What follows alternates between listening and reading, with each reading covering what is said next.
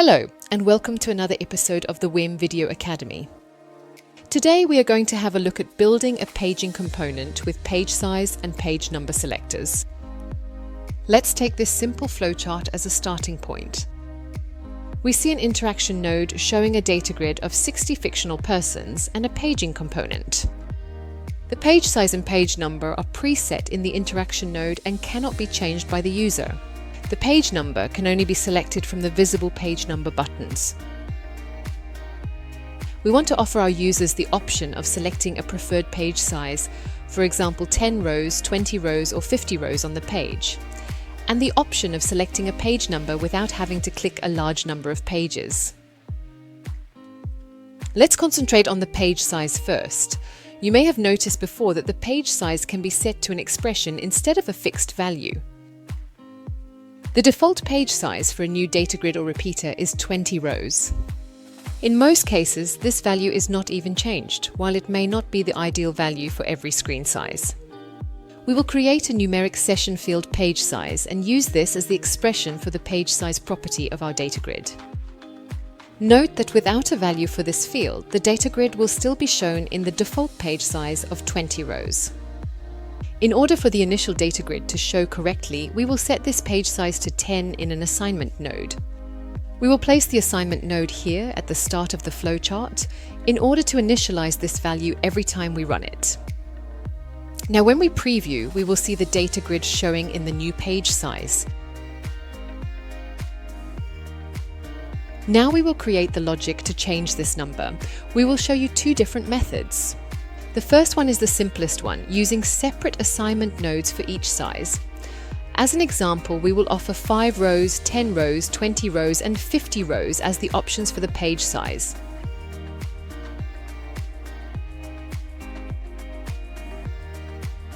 Next, we will create a button group for these settings, set in the first column of an adaptive columns component.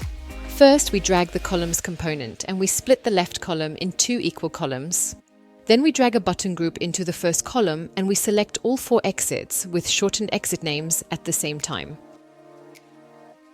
For better layout, we will set the button group to separated view, and of course you can dress up the button group with icons and colors as you prefer. Now let's test the buttons.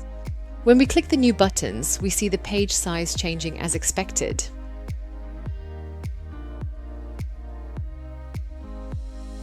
A second and more elegant method to do this would be to use a drop-down or radio button group. For this purpose, we will create a concept set featuring a concept property for the page size value.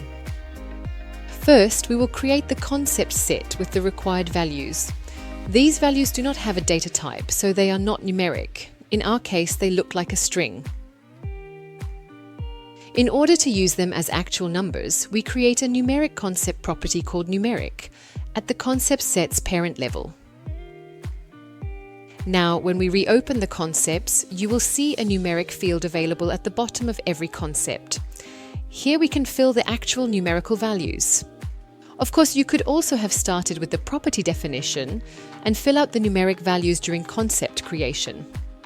After completion of the concept set, we create a single select session field, page size selector, on this set. Then we use the numeric property to feed the page size property of the data grid. We open the data grid page size property, drag the single select field into the expression editor and extend the expression with single quotes numeric, which is the name we chose for our concept property.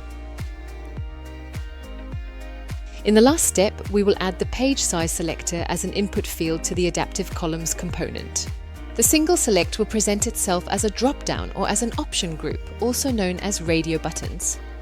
We will demonstrate both of them later on. Don't forget to add a default text on top of the set in case of a drop-down. Also, set the click event of the component to refresh to process the selected value. One last preview to check the result. First, the drop-down. We will change it to 5 rows and we see the number of pages doubling. Then we switch back to 10 rows. Then we switch to radio buttons, horizontal. Save the page and refresh it. In the option group, we change to 5 rows and back to 10 rows. We see that both the drop-down and the option group will change the page size as expected. Now for the second part of our demonstration, the page number selector. You must have noticed that with large data grids, not all page numbers are visible in order to save space. Only the first ones and the last ones in the set are visible and clickable, as we can demonstrate by adding 1000 customers temporarily. But what if you want to jump to a page in the middle? There is no easy way to do that. In order to overcome this problem, we can add a page number selector. This will be just a simple numeric input field which can be filled with a value of choice. Let's create a numeric session field, page number, and an input field. Remember to set the onChange event to refresh in order to process the value. We will initialize this value with 1 when starting the flowchart.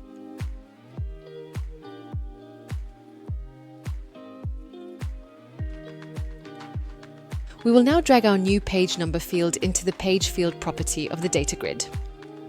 We will also make our page number input a little bit smaller. Once we select a number in the page number selector and leave the field, we see the data grid jumping to that page. Without a value, the default page 1 is selected. But now we face an issue. While the page number selector works perfectly, the pagination component itself does not seem to work anymore. This is happening because the value of the input field overrules the clicked value of the pagination component. There is an easy way to solve this.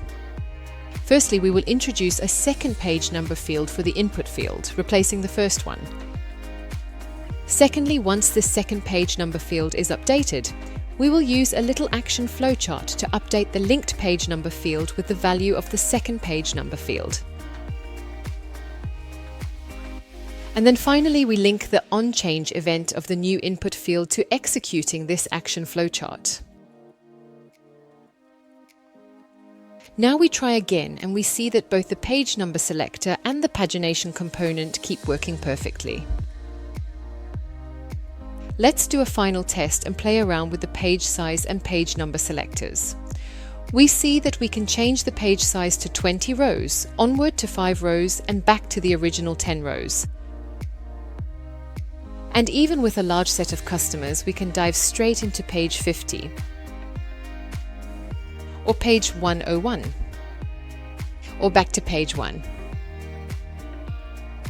We see that both selectors work perfectly. And that concludes our video. We hope you enjoyed it. Please leave your feedback in the comments below and share the video with your colleagues and friends. We hope to see you soon again in the WEM Video Academy.